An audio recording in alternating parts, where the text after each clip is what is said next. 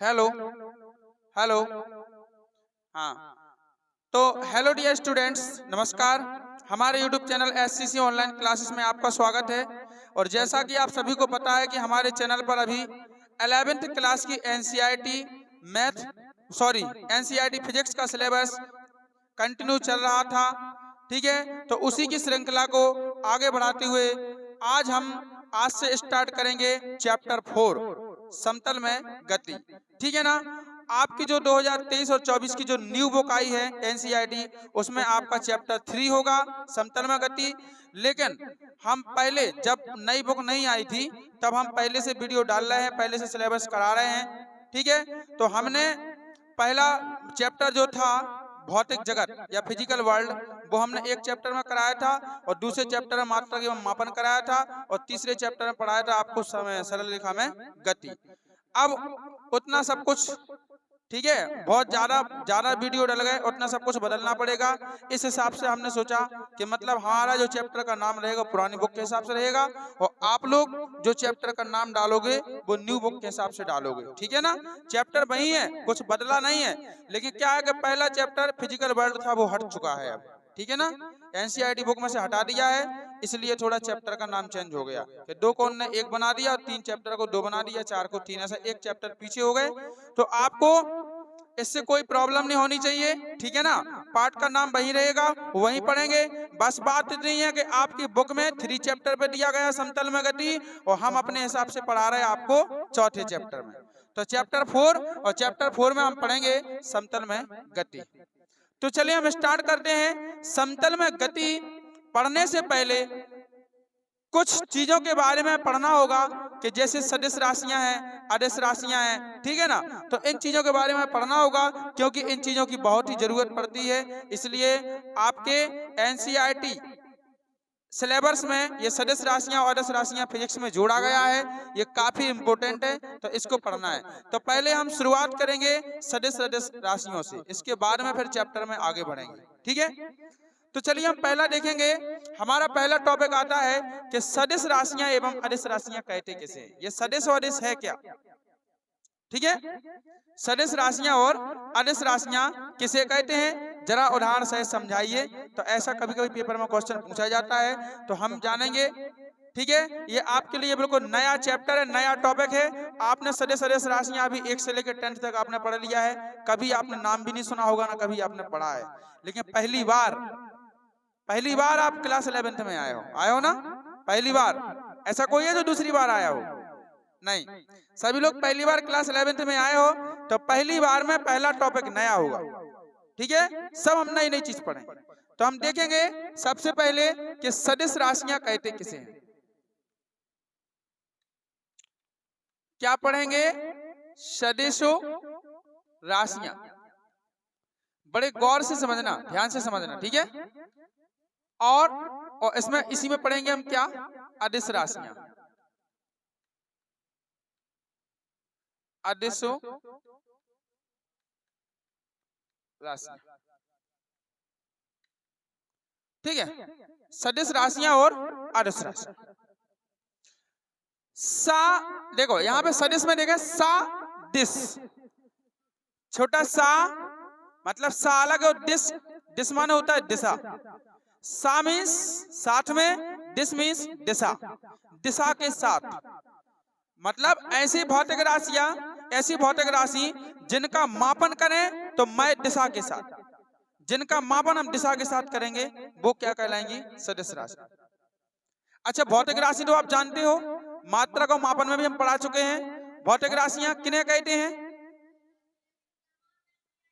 ठीक है, मतलब ऐसी राशियां, वे सभी राशियां जिनका हम क्या कर सकें? मापन कर सके, जैसे माप सके। जैसे मान लो कि हमने आपको बोला कि जी गेहूं रखा है कुछ बोरी में या कुछ थैले में, जो कुछ गेहूं रखा है। अब इसको आप माप के बताओ ये कितना है, 5 किलो है कि 10 किलो है कि 15 किलो है, तो आप इसको माप के बताइए। ठीक है, आपने गेहूं को मापा, आपने हमें एक निश्चित संख्या बताई कि सर जी इतना केजी है। ये केजी शब्द कहां से आया? ये परिमाण कहां से आया कि सर जी 10 केजी है? तो जो 10 केजी आपने उसकी माप तौल बताई, उसको तौल के उसको माप के जो आपने बताया हमें कि सर ये गेहूं कितना है? 10 किलोग्राम, तो वही क्या है, भौतिक राशि है। वही क्या है, भौतिक। यानी जो किलोग्राम है, किलोग्राम में मापा ना आपने, किसको मापा, वजन को। वजन को काय में मापा आपने, किलोग्राम में मापा, तो वही क्या है, आपकी भौतिक राशि। और अगर इसी को, अगर इन्हीं भौतिक राशियों को हम दिशा के साथ अगर माप दें तो सदिश राशियां, और इन्हीं को बिना दिशा के मापें तो क्या कहलाएंगी, अदिश राशियां कहलाएंगी।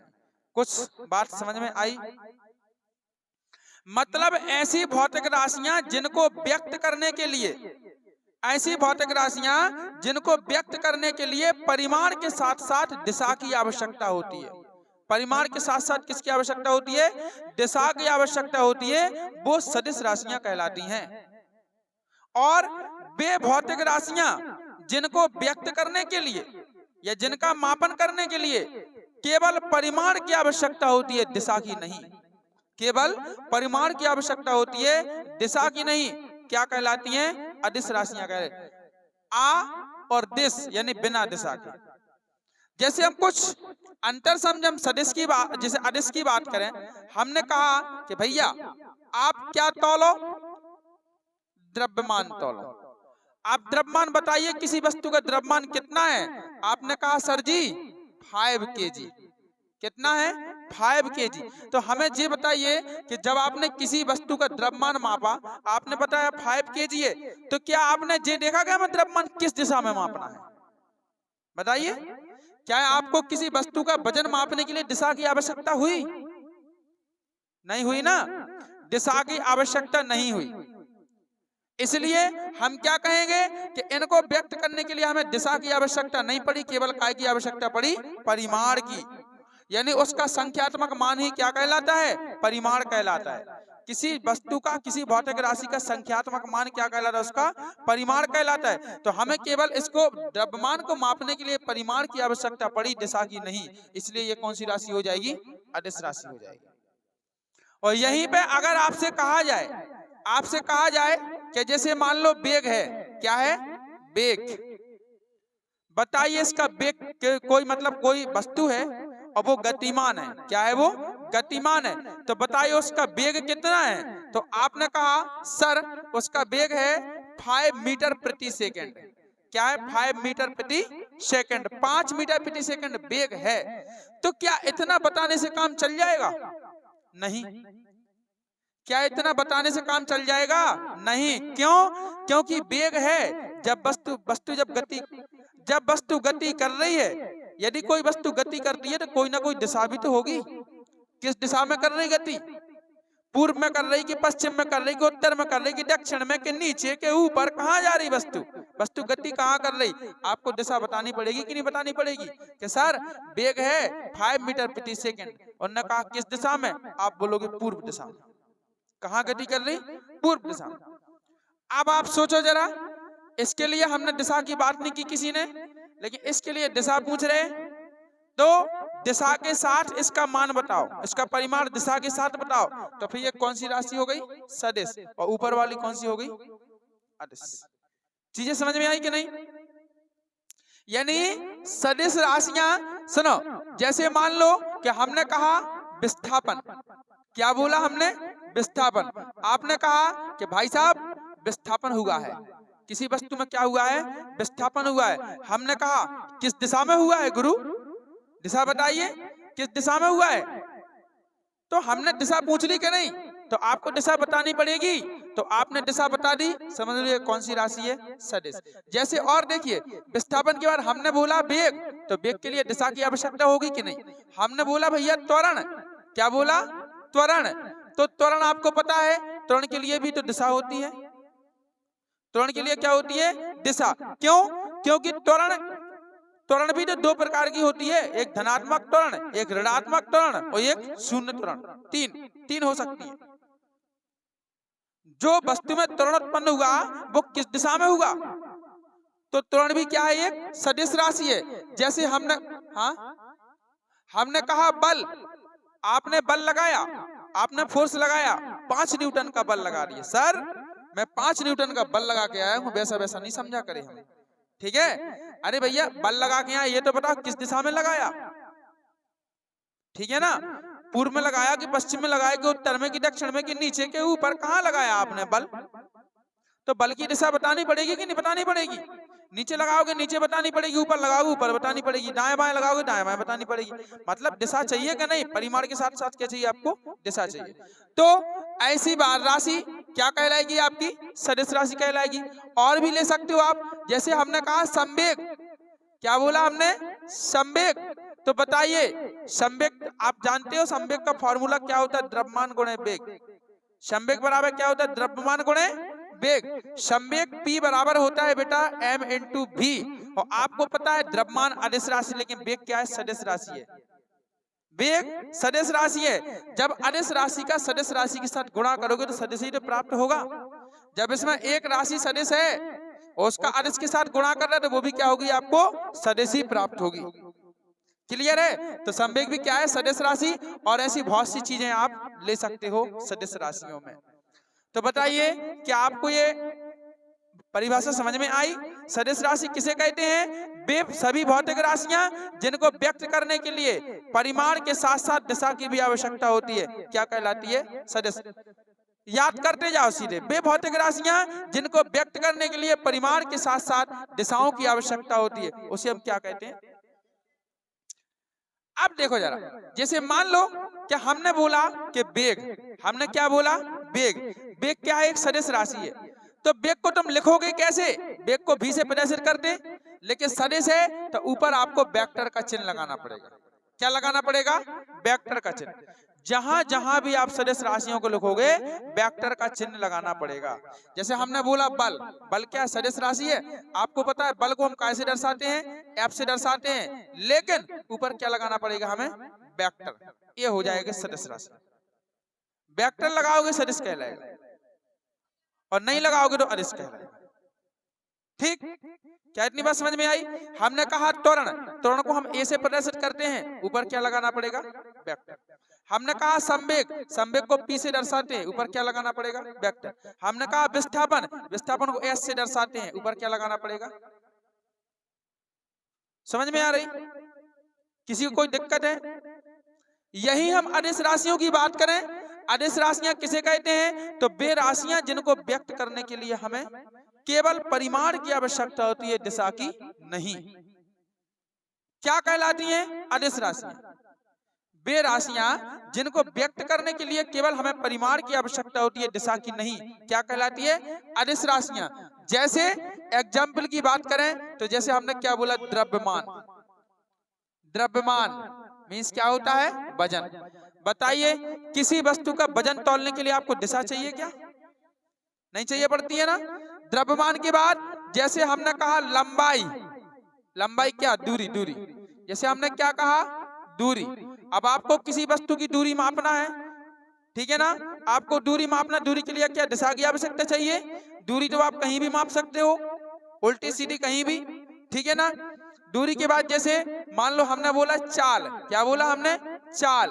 तो क्या वस्तु की चाल मापने के लिए दिशा की आवश्यकता चाहिए? नहीं होती है ना? चाल मापने के लिए दिशा की कोई आवश्यकता नहीं होती है। सिर्फ हम तो ये देखते हैं कि 1 घंटे में वस्तु कितनी चल रही या 1 सेकंड में कितने मीटर चल रही, वही क्या होती है? उसकी चाल होती है। जैसे मान लो हमने कहा समय मापो, तो बताइए क्या समय देखने के लिए आपको दिशा की आवश्यकता होती है? समय देखने की दिशा की आवश्यकता होती है? नहीं होती है। तो ये सभी राशियां जिनको हमें व्यक्त करने के लिए या जिनको मापने के लिए दिशा की आवश्यकता नहीं होती है, मात्र परिमाण की आवश्यकता होती है। परिमाण, परिमाण उसका संख्यात्मक मान कि कितना है, तो केवल परिमाण की आवश्यकता होती है, उसे ही हम क्या बोलते हैं? अदिश राशियां बोलते हैं। बताइए क्या कॉन्सेप्ट क्लियर है? कोई बंदा ऐसा जिसको परेशानी हो सदिश वदिश में? है किसी को? नहीं है ना? चलिए अब इसी प्रकार से हम आगे देखते हैं। क्वेश्चन में कभी कभी ऐसा भी आ जाता है कि भैया कहता है, पेपर वाला कहता है कि भाई मेरे सदिश राशि और अदिश राशि में अंतर बताइए, सदिश और अदिश में अंतर बताइए। तो आपको क्या करना है? बढ़िया सा प्यारा सा आपको एक कॉलम खड़ा करना है ताकि मकान अच्छे से बन जाए। एक साइड सदिश, एक साइड क्या लिखना है आपको? अदिश। ऐसा बढ़िया कॉलम खड़ा करना है ऐसा, ठीक है ना।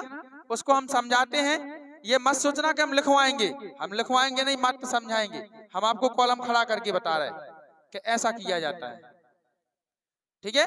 ऐसा आपको एक बढ़िया कॉलम बना लेना है, बढ़िया सा। ऐसा नीचे से क्या कर लेना है, बंद कर लेना है। क्लियर। अब देखिए, सदिश राशियां और अदिश राशियां में यदि आपको अंतर पूछा जाए तो पहला अंतर तो आप ये लिख सकते हो, क्या लिख सकते हो, पहला अंतर परिभाषा, और इसमें भी क्या आएगा, परिभाषा, जो कि हम पढ़ चुके हैं। एक अंतर बनेगा कि नहीं। अब हमने लिख दिया यहाँ परिभाषा परिभाषा, आप ऐसा मत करना कि आप भी वहां पे परिभाषा परिभाषा लिखे आओ, ऐसा नहीं। क्योंकि देखो एक बार क्या लिखा था कि एक बच्चा सीरीज में मतलब गाइड में से क्वेश्चन आंसर सीख रहा था। अब किसी क्वेश्चन का आंसर पहले चैप्टर में दे दिया होगा, ठीक है। अब पहले चैप्टर में दे दिया होगा, अब कुछ नहीं, अब वो तो रट्टा मारता था, पूरा रट्टू धोता था।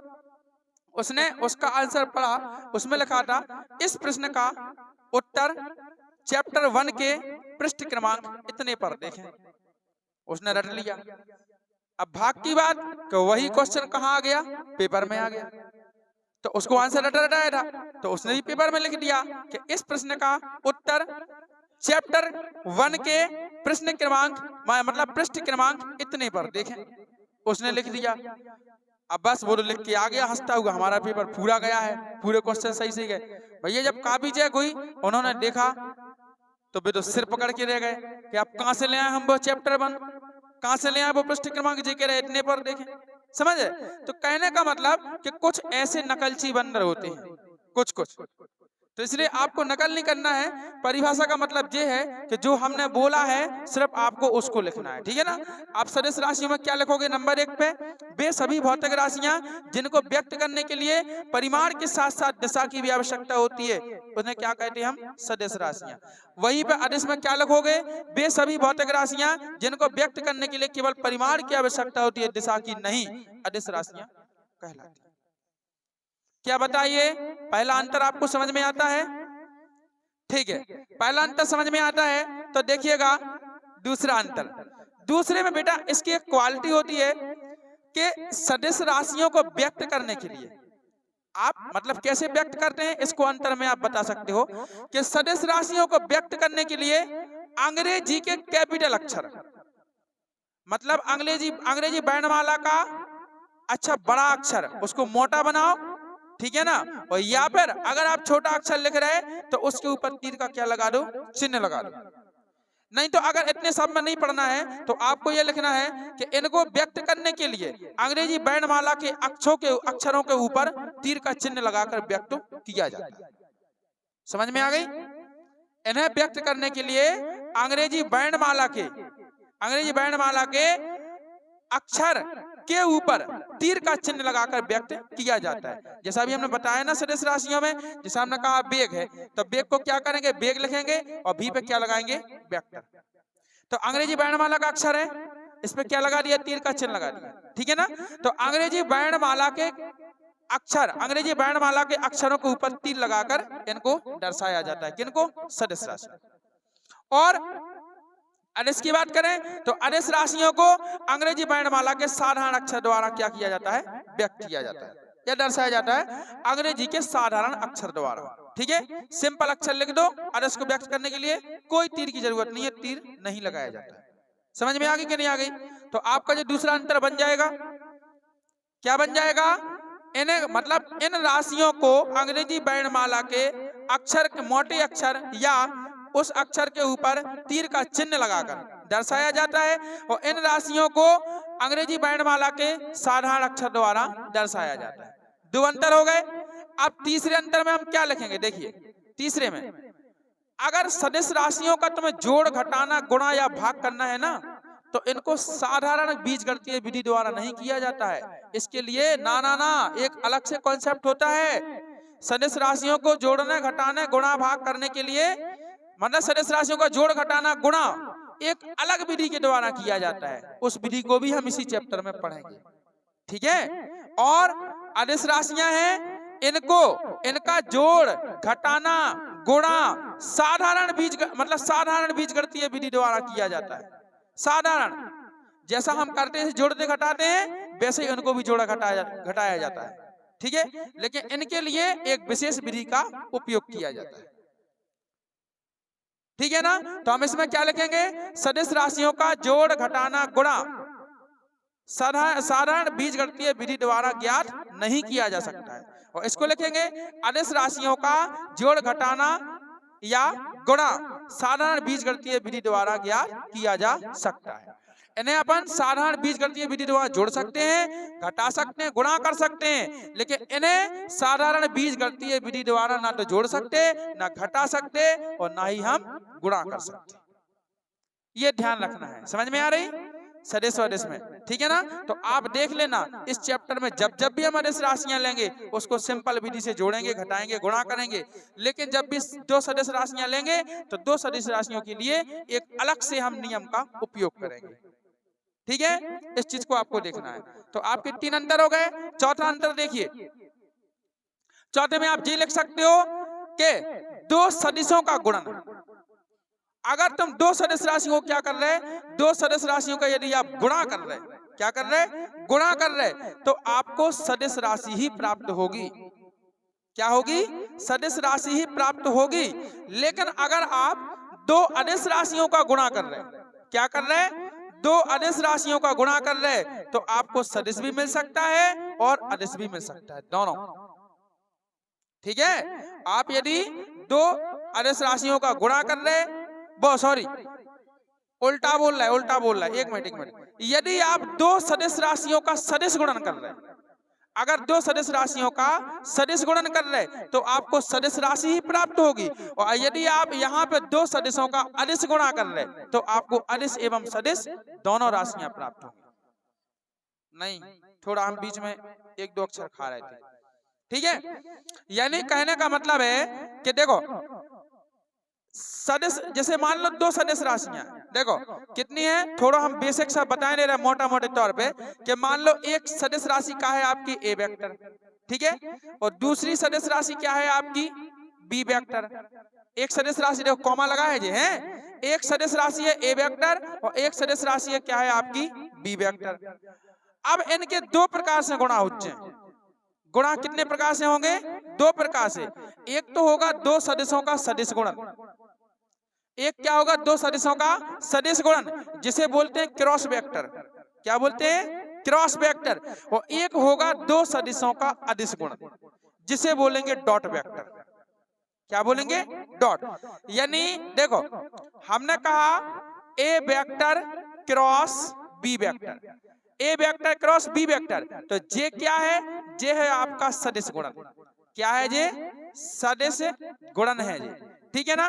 और एक बोला हमने कि ए वेक्टर और डॉट बी वेक्टर, बिंदी माने डॉट बी वेक्टर, तो जे क्या है, जे अदिश गुणन है, ठीक है ना। ये आपका अदिश गुणन है, क्लियर। तो अगर दो राशियों का सदिश गुणन करते हैं तो क्या मिलती है हमें, सदिश राशि। क्या मिलती है, सदिश राशि। और अगर हम दो सदिशों का अदिश गुणन करते हैं तो हमें सदिश एवं अदिश, मतलब सदिश भी मिल सकती है या अदिश भी मिल सकती है, दोनों राशियां मिलेंगी। समझ में आ रही, सदिश भी मिलेगी और अदिश भी मिलेगी। तो इस चीज को आपको ध्यान रखना है। तो हम क्या लिखेंगे इसमें कि जब मतलब दो सदिशों का सदिश गुणन करने पर केवल सदिश राशि ही प्राप्त होती है। इसमें क्या लिखेंगे, दो अदिशों का और दो सदिशों का अदिश गुणन करने पर सदिश एवं अदिश दोनों राशियां प्राप्त होती है। समझ में आ गई कि मतलब सदिश भी प्राप्त हो सकती है और अदिश भी प्राप्त हो सकती है, ठीक है। बताइए क्या बात समझ में आ रही है आपको सबको। और गुणा है, यही तो अंतर है। फिर हमने सदिश अदिश नाम क्यों दिया कि हमने क्रॉस लगाया सो सदिश गुणन हो गया, डॉट लगाया सो अदिश गुणन हो गया। इसका जब मतलब दो प्रकार से गुणा करेंगे तो इसका गुणा अलग होगा, इसका गुणा अलग प्रकार से होगा, जबकि दोनों गुणा, हाँ बोल। वेक्टर का मतलब ये है कि दोनों राशियां सदिश हैं, लेकिन गुणा दो प्रकार से हो रहे हैं। एक बार सदिश गुणन हो रहा है, एक बार अदिश गुणन हो रहा है। जब आप सदिश गुणन करोगे तो सदिश राशि मिलेगी, और अदिश गुणन करोगे तो अदिश मिलेगी। ठीक है, ये तो देखो, ये तो किसी किसी बुक में लिखा है, ये सदिश वाला किसी किसी बुक में लिखा है। अधिकतर हमने अभी तक जितने भी सवाल किए, जहां हम दो सदिशों का अदिश गुणन करते हैं ना, तो हमें अदिश राशि ही प्राप्त होती है। सदिश तो बहुत कम मिलता, सदिश तो बहुत कम मिलती है, लेकिन हमें अदिश ज्यादा प्राप्त होती है। समझ में आ रही? जब हम दो सदिशों का क्या करते हैं, सदिश गुणन करते हैं, तो हमें क्या मिलती है, अदिश राशि ज्यादा प्राप्त होती है अदिश गुणन में। ठीक है, और लेकिन कभी कभी ऐसा भी होता है कि सदिश राशि भी प्राप्त हो जाती है। फिर तो जैसा केस बने, जैसा मतलब उस परिस्थिति के अनुसार होता है कि जौन सवाल में जैसी परिस्थिति हो। क्या इतने अंतर सही है? जी गुणा वाला पढ़ना एक बार,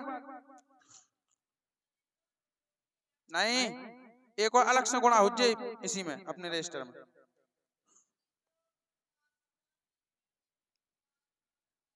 अरे वो नहीं, हम बोल रहे अपने रजिस्टर में है एक सदिश गुणन वाला। हाँ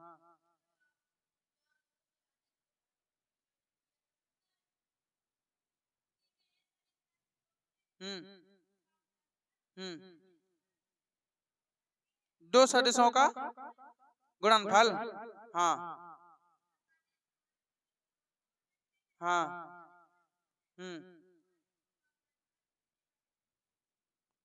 दो अदिशों का गुणनफल सदैव अदिश होता है, और दो सदिशों का गुणनफल सदिश और अदिश दोनों हो सकते हैं। लो अब उसमें ऐसा लिखा है, जबकि सदिश का सदिश से गुणा करोगे तो हमेशा सदिश ही प्राप्त हो जाए, अदिश नहीं होती।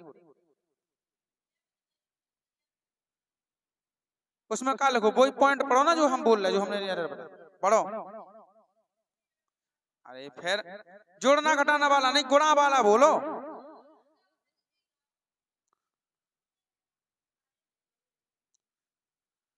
ठीक है, चलो अपना ये सही है। ठीक है, जब हम दो सदिशों का क्या करते हैं, सदिश गुणन करते हैं, तो हमें सदिश राशि प्राप्त होती है। और जब दो सदिशों का हम अदिश गुणन करते हैं, तो सदिश एवं अदिश दोनों प्राप्त हो सकती है। सदिश भी हो सकती है प्लस, या फिर अदिश भी हो सकती है। और वैसे अधिकतर क्या होती है, अदिश ही प्राप्त होती है। ठीक है, चलिए नेक्स्ट अंतर देखते हैं हम 5वें नंबर का। सदिश राशियों को दो या दो से अधिक घटकों में वियोजित कर सकते हैं। वियोजित का मतलब होता है बांटना। वियोजित का मतलब क्या होता है, बांटना। अगर आपके पास कोई वेक्टर है, कोई सदिश है, तो उसको तुम दो या दो से ज्यादा घटकों में बांट सकते हो, लेकिन अदिश राशि में ऐसा नहीं होता है। तुम सोचो कि अदिश राशियों को अगर हम दो या दो से अधिक घटकों में वियोजित कर दें तो कभी नहीं कर सकते हो। क्लियर है, बात समझ में आई? सदिश राशियों को आप क्या कर सकते हो, दो या दो से अधिक घटकों में बांट सकते हो, लेकिन अदिश राशियों को दो या दो से अधिक घटकों में वियोजित नहीं कर सकते। ठीक है, अब ये घटकों में वियोजित कैसे होता है, हमें इस फिजिक्स में बहुत सी ऐसे डेरिवेशन करना है, तो आपको धीमे धीमे धीमे धीमे हम बताते चलेंगे कि देखो इसके घटक जी बन गए। समझ गए? तो हम सदिश राशियों को बस इतना याद कर लो कि दो सदिश राशि किसी भी सदिश राशि को दो या दो से अधिक घटकों में हम बांट सकते हैं। ठीक है, लेकिन अदिश राशियों को दो या दो से अधिक घटकों में वियोजित नहीं किया जा सकता है। क्लियर है? 6वें नंबर पे लिखना है, तो 6वें नंबर पे अब एक काम करो कि अंतर तो जाना होगा, उदाहरण लिख दो। अदिश सदिश के उदाहरण देखो, जे रहेगा ऊपर रहेगा, इनमें से कोई दो उदाहरण लिख दो, और अदिश के इनमें से कोई दो एग्जाम्पल लिख दो। बताइए क्या बात समझ में आती है? तो इस प्रकार से हमारा सदिश और अदिश राशियां किसे कहते हैं, ये भी जो मतलब टॉपिक था ये कंप्लीट हुआ। और सदिश और इसमें अंतर भी आप कैसे लिखोगे, ये टॉपिक भी क्या हुआ, आप कंप्लीट हुआ। ठीक है, तो आपको ध्यान रखना है। अच्छा, इसमें एक चीज हम आपको बताएं, इसमें आप ज्यादा चक्कर में नहीं पड़ना, इसमें आप सीधा जे लिख देना। हम बता रहे क्या लिखना, कि जब दो सदिशों का गुणा किया जाता है तो हमें सदिश राशि ही प्राप्त होती है, और जब दो अदिशों का गुणन किया जाता है तो हमें अदिश राशि ही प्राप्त होती है। डायरेक्ट इतना लिख दियो, इतने में सिंपल भी हो जाए, तुम भूलो भी नहीं। ठीक है, सरल हो जाए कि जब दो सदिश राशियों का सदिश गुणन किया जाता है तो हमें सदिश राशि प्राप्त होती है, और जब दो सदिश राशियों का अदिश गुणन किया जाता है तो हमें अदिश राशि प्राप्त होती है। ठीक है, लिख दोगे अंतर में सदिश, सदिश में सदिश गुणन में सदिश राशि, और अदिश वाले में अदिश गुणन में अदिश राशि। ठीक, इतना लिख देना, ज्यादा चक्कर में आप मत पड़ना। ठीक है, तो इस प्रकार से ये कंप्लीट हुआ। अब देखिए, अब देखते हैं हम सदिशों के प्रकार। हमारा मेन मुद्दा क्या है, मेन टॉपिक है अभी सदिश राशियां। तो हम देखेंगे सदिश राशियां कितने प्रकार की होती हैं, कौन कौन सी सदिश राशियां होती हैं, उनके बारे में हम चर्चा करेंगे। बेटा पेपर में पूछा जाता है, इसलिए आपको क्या करना है, ध्यान रखना है। ठीक है, पेपर में पूछा जाता है, इसलिए आपको ध्यान रखना है। चलिए, हाँ हो जान दो। अब पढ़ेंगे हम सदिशों के प्रकार।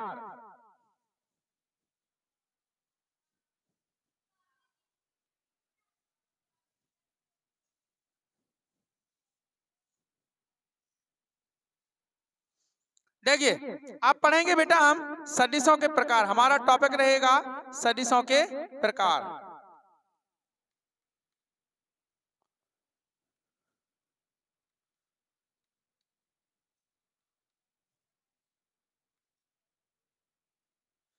सदिशों के प्रकार, ठीक है, कहाँ है अपना रजिस्टर?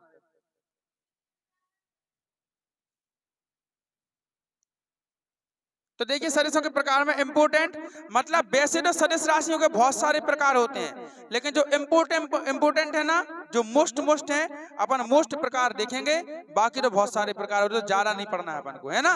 तो इंपोर्टेंट प्रकार कौन कौन से होते हैं देखिएगा। पहला क्या है, नहीं नहीं, सदिशों के प्रकार में पहला, सदिश राशियां कितने प्रकार की होती हैं, वही तो पहला होता है समान सदिश, सबके इकट्ठे नाम लिख लें पहले। फिर दूसरा क्या होता है, असमान सदिश, असमान सदिश। फिर तीसरा होता है समांतर सदिश, है समांतर सदिश। चौथा क्या होता है, काय में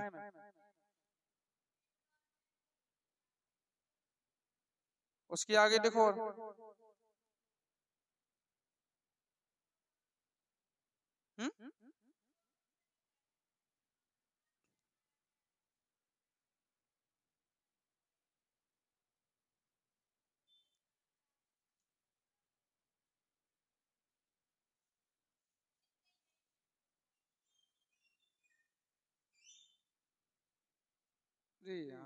बंद करिए महेश।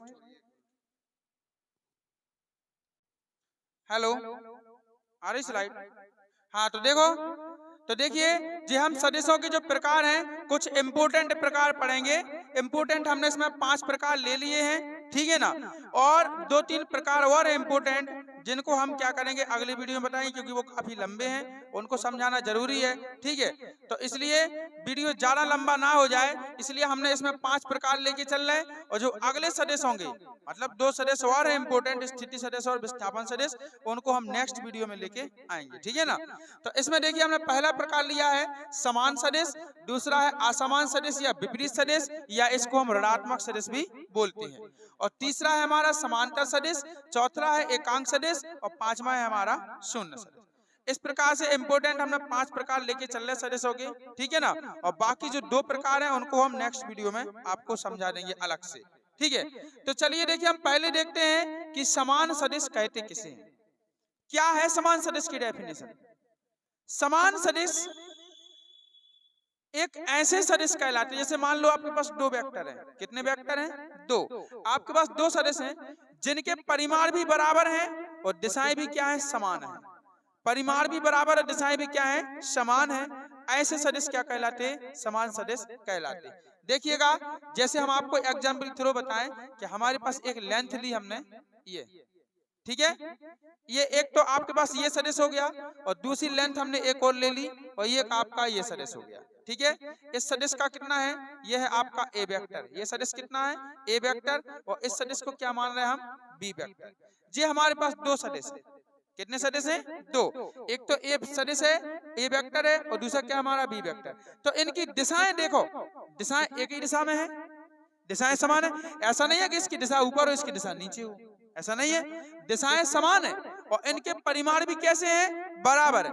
मान लो कि ये लेंथ है, ये कितने सेंटीमीटर की है, 5 सेंटीमीटर की, और ये लेंथ है ये भी कितने सेंटीमीटर की है, 5 सेंटीमीटर की। तो देखो परिमाण भी दोनों के बराबर हो गए और दिशाएं भी क्या हो गई, समान हो गई। तो इस प्रकार के सदिशों को हम क्या बोलते हैं, समान सदिश बोलते हैं। यानी इन्हें क्या बोलेंगे, इन्हें बोलेंगे हम समान सदिश। क्या बोलेंगे इनको, समान सदिश बोलेंगे। बात समझ में आई। तो परिभाषा किस प्रकार से दे सकते हो, ऐसे दो सदिश, ऐसे दो सदिश जिनके परिमाण बराबर हो तथा दिशाएं क्या हो, समान हो, समान सदिश कहलाते हैं। क्लियर। अब दूसरा नंबर देखते हैं हम, असमान सदिश या विपरीत सदिश या ऋणात्मक सदिश। ठीक है ना। तो देखिएगा इसकी परिभाषा होती है कि ऐसे दो सदिश जिनके परिमाण तो बराबर हो लेकिन दिशाएं क्या हो, विपरीत हो।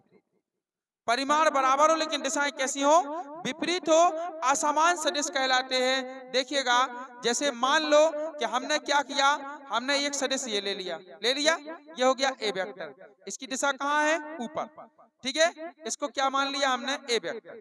और एक दूसरा सदिश ले लिया और इसकी दिशा कहाँ बना दी हमने, नीचे की तरफ, ठीक है ना, इसकी दिशा बना दी कहाँ, नीचे की तरफ, ये हो गया हमारा क्या, बी वेक्टर। अब बताइए, अब मान लो कि इसकी जो लेंथ है ये भी कितनी है आपकी, 5 सेंटीमीटर की, और ये भी कितनी है, 5 सेंटीमीटर। ये दोनों लेंथ है कितने कितने सेंटीमीटर की, 5 सेंटीमीटर। तो परिमाण तो आपको बराबर दिख रहे हैं क्योंकि इसका भी 5 है इसका भी 5 है, परिमाण बराबर है। लेकिन दिशाओं की बात करें तो इसकी दिशा ऊपर है, इसकी दिशा कहाँ है, नीचे, विपरीत है कि नहीं। तो ऐसे दो सदिश जिनका परिमाण तो बराबर हो लेकिन दिशाएं कैसी हो, विपरीत हो, क्या कहलाती हैं, असमान सदिश या विपरीत सदिश या ऋणात्मक सदिश कहलाते हैं। समझ में आ रही।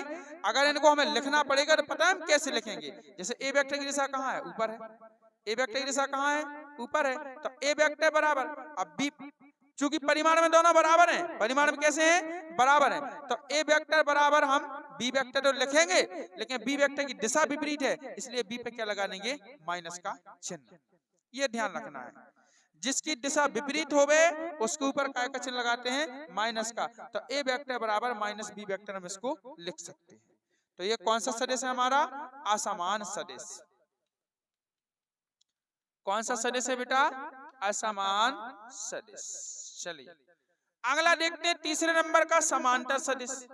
समांतर सदिश किसे कहते हैं, समांतर सदिश ऐसे दो सदिश जिनके परिमाण भले अलग अलग हों, परिमाण क्या हो, अलग अलग हो, लेकिन दिशाएं कैसी होनी चाहिए, समान। परिमाण अलग अलग हो जाएं लेकिन दिशाएं समान होनी चाहिए, तो ऐसे सदिश क्या कहलाते हैं, समांतर सदिश। देखिएगा जैसे मान लो जी आपके पास एक वेक्टर है और एक वेक्टर आपके पास जे है, देखो एक बड़ा और एक छोटा, लेकिन दिशाएं दोनों की क्या है, समान है। इसको मान रहे हैं आप कितना, ए वेक्टर, और इसको क्या मान रहे हैं आप, बी वेक्टर। मान लो कि ये लेंथ आपकी 5 सेंटीमीटर की है और ये लेंथ मान लो आपकी कितनी, चलो हम इसको 3 मान ले रहे हैं, ये कितनी सेंटीमीटर की, 3 सेंटीमीटर। तो देखो अब परिमाण अलग अलग है, एक 5 सेंटीमीटर, एक कितनी है, 3 की है, लेकिन दिशाएं क्या है, दोनों की सेम है, समान है। तो वे सदिश ऐसे दो सदिश जिनके परिमाण भले ही अलग अलग हों लेकिन दिशाएं क्या होती हैं, समान होती हैं, समांतर सदिश कहलाते हैं। ठीक है, तो ये हमारा कौन सा होगा, समांतर सदिश, समांतर सदिश। चलिए अगले प्रकार की ओर, अगला टाइप देखते हैं हम इसका। अगला है एकांक सदिश। एकांक सदिश बेटा वह सदिश होता है जिसका परिमाण एक हो, नाम से स्पष्ट, एकांक माने एक, जिसका परिमाण एक हो वो क्या कहलाता है, एकांक सदिश कहलाता है। जैसे मान लो कि हमारे पास माना कि हमारे पास एकांक सदिश क्या है, माना हमारे पास कोई वेक्टर है, कितना, ए वेक्टर, ए वेक्टर है, एक सदिश राशि है, एक हमारे पास सदिश है जिसका नाम क्या है, ए वेक्टर। ठीक है, अब ए वेक्टर इसका नाम है, हमने कहा इसका एकांक सदिश ज्ञात करो। क्या करो, एकांक सदिश। तो एकांक सदिश क्या होगा पता है आपको, एक कैप बराबर क्या बन जाएगा आपका, एक। ये होता है एकांक सदिश। एकांक सदिश के लिए चिन्ह काय का यूज करते हैं, कैप का। काय का यूज करते हैं, कैप का। ये कैप कहलाती है, कैप मीन्स होती है टोपी, टोपी जैसा बना। तो एक हो टोपी पहरा दो तो एकांक सदिश बन गया। और परिमाण का मतलब होता है उसकी संख्याएं, परिमाण का मतलब उसका संख्यात्मक मान। तो संख्यात्मक मान के लिए दोनों साइड दो डंडा लगाने पड़ते, दोनों साइड का लगाने हाथ दो डंडा, जिन्हें हम मोड़ बोलते हैं। क्या बोलते हैं, मोड़। क्या बोलते हैं, मोड़। मोड़ या हिंदी में परिमाण, इंग्लिश में मोड़ या हिंदी में परिमाण। तो ये ध्यान रखना है, जब भी तुम्हें किसी चीज का, किसी सदिश का यदि परिमाण निकालना है तो परिमाण के लिए दोनों साइड दो डंडा लगा दो, और एकांक सदिश निकालना है तो ऊखों टोपी पहरा दो। ठीक है, तो कितना हो जाएगा, mod of A cap equal to क्या बन जाएगा, 1, एक हो जाएगा। मतलब इसका परिमाण एक होता है। क्लियर है, तो क्या कहेंगे हम, एकांक सदिश। एकांक सदिश कैसे किसे कहते हैं, तो वह सदिश जिसका परिमाण हमेशा एक होता है एकांक सदिश कहलाता है। अर्थात एक कैप, अर्थात मोड ऑफ एक कैप बराबर एक, ये हो जाएगा आपका एकांक सदिश। क्लियर है। अच्छा, एकांक सदिश, जैसे मान लो एकांक सदिश निकालने का एक फॉर्मूला भी होता है। एकांक सदिश निकालने का एक फॉर्मूला होता है, वो फॉर्मूला आपको ध्यान रखना है, कौन सा हम यहाँ बता रहे हैं। ठीक है ना, कि जैसे आपके पास कोई, जैसे उन्होंने ए वेक्टर बराबर आपको कोई संख्या दे दी, ए वेक्टर बराबर आपको कोई सदिश राशि उन्होंने दे दी कि ए वेक्टर बराबर इतना इतना इतना है। अब बताओ कि इसका एकांक सदिश क्या होगा। ठीक है ना, तो इसका सूत्र एक और होता है कि A cap mod of A cap बराबर होता है आपका ए वेक्टर और बटे ए वेक्टर का परिमाण। ये होता है सूत्र एकांक सदिश ज्ञात करने का। कोई भी सदिश है उसकी दिशा में यदि आपको एकांक सदिश निकालना है तो एकांक सदिश ज्ञात करने का फार्मूला होता है mod of A cap equal to a vector upon a vector का मोड या परिमाण। इस प्रकार से क्या किया जाता है, एक एकांक सदिश का फॉर्मूला होता है, सूत्र निकाला जाता है। इसको आप ध्यान रख लें। ठीक है, सुनिएगा, आप जब एकांक सदिश का, सुनो, जब आप एकांक सदिश की परिभाषा लिखोगे तो एकांक सदिश की परिभाषा लिखने के बाद नीचे लिख लेना है आप कि एकांक सदिश ज्ञात करने का सूत्र। क्या लिख लेना, एकांक सदिश ज्ञात करने का सूत्र। और फिर आप ये लिख लेना, ये डब्बा वाला, ये एकांक सदिश ज्ञात करने का सूत्र है। ठीक है, इसको ये जब हम सवाल करवाएंगे तो बार बार ये सूत्र काम में आएगा।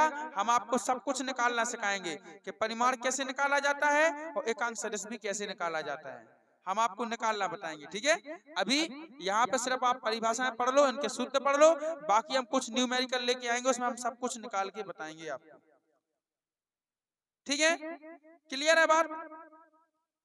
अलग अलग टॉपिक पे अलग अलग वीडियो बनाएंगे हम। ठीक है ना, एकांक सदिश कैसे ज्ञात किया जाता है उसका एक अलग से वीडियो बनाएंगे, और 2-3 हम उसमें सवाल लेके आएंगे, आपको करना सिखाएंगे। हैं, किसी सदिश का परिमाण कैसे निकाला जाता है उसके लिए हम क्या करेंगे, आपको एक वीडियो लेके आएंगे, 2-3 सवाल उसमें कराएंगे, वो आपको सवाल करना सिखाएंगे। ठीक है ना, हर प्रकार के सवाल हम आपको सिखाएंगे। क्लियर है। अभी आप क्या करना, ये पांचों सदिश के प्रकार पढ़ लेना। अच्छा, एकांक सदिश की आप परिभाषा लिख लेना, परिभाषा लिख के ये भी लिख लेना। ठीक है ना, वैसे आपके पास लिखा होगा, बुक में से लिख लेना, हम बाद में लिखवा देंगे। ठीक है ना, और फिर उसी एकांक सदिश में ही लिख लेना आप कि एकांक सदिश ज्ञात करने का सूत्र, और सूत्र में फिर आप ये वाला लिख लेना, ये सूत्र आपके इंपोर्टेंट है, काम आएगा सवाल हल करने में। जे तो परिभाषा के आधार पे, परिभाषा लिख के अर्थात करके आपको जो लिखने, जो माना नहीं, अर्थात करके परिभाषा लिख ली एकांक सदिश की। सुनो, एकांक सदिश की परिभाषा लिख दे, फिर नीचे अर्थात करके आप जे लिख लेना कि अर्थात मोड ऑफ एक कैप बराबर एक, अर्थात में लिख दो। फिर नीचे लिखना है आपको एकांक सदिश ज्ञात करने के लिए सूत्र, एकांक सदिश ज्ञात करने के लिए सूत्र, और बस सूत्र लिख के फिर आपको ये डब्बा डाल लेना है, ये डब्बा लिख लेना है, ये डब्बे में है? हाँ, ए बराबर आपको एक सदिश राशि दी जाएगी। अब वो सदिश कैसे दी जाएगी हम आपको अभी नहीं बता सकते हैं। अभी हम बताएंगे भी तो आपको ये कहना है ये क्या है, ये कहाँ से आया। अब जब वो तक पहुंचे ही नहीं है तो हम कैसे बता दें आपको, वहां पे अभी पहुंचे थोड़ी है कि पहुंच गए। जब वहां पहुंचेंगे तब आपको समझ में आएगा, अभी उस चीज पे नहीं पहुंचे ना। तो हम आपको मात्र सूत्र बता सकते हैं, इसका मान अभी नहीं बता सकते हैं, इसको हल करना नहीं बता सकते हैं। ठीक है, जब वहां पे पहुंचेंगे हम स्थिति सदिश विस्थापन सदिश पढ़ेंगे तब हम वहां पे आपको बताएंगे। ठीक है, क्लियर? तो ये आपकी बात समझ में आती है, सूत्र लिख लिया आपने, याद कर लोगे। अब चलिए 5वां नंबर देखेंगे हम, क्या? शून्य सदिश। शून्य सदिश किसे कहते हैं बेटा? ऐसा सदिश जिसका परिमाण क्या हो? 0 हो।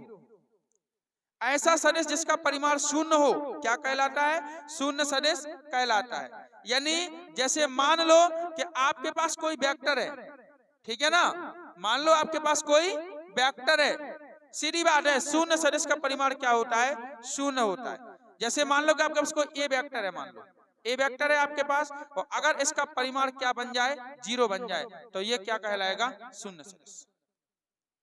ऐसा सदिश हो जिसका परिमाण क्या बन जाए? 0 बन जाए, 0 हो, वो क्या कहलाता है?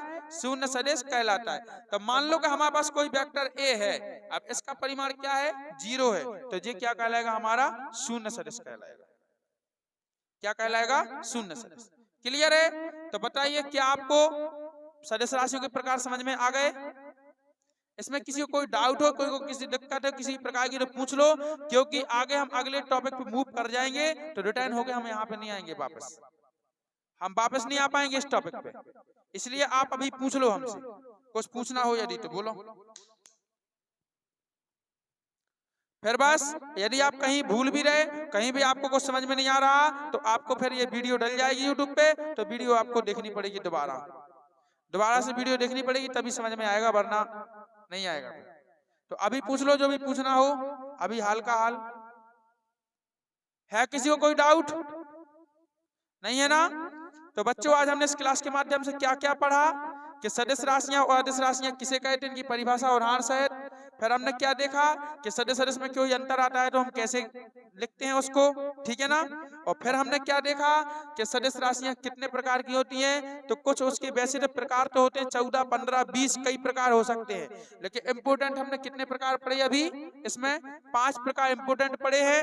अब 2 प्रकार और है, जैसे स्थिति सदिश है, विस्थापन सदिश है, और एक परिणामी सदिश भी होता है। ये 3 चीजें हैं, ये भी इम्पोर्टेंट है, तो ये हम नेक्स्ट वीडियो में पढ़ेंगे। क्यों? क्योंकि ये थोड़े लंबे टॉपिक हैं, ठीक है ना।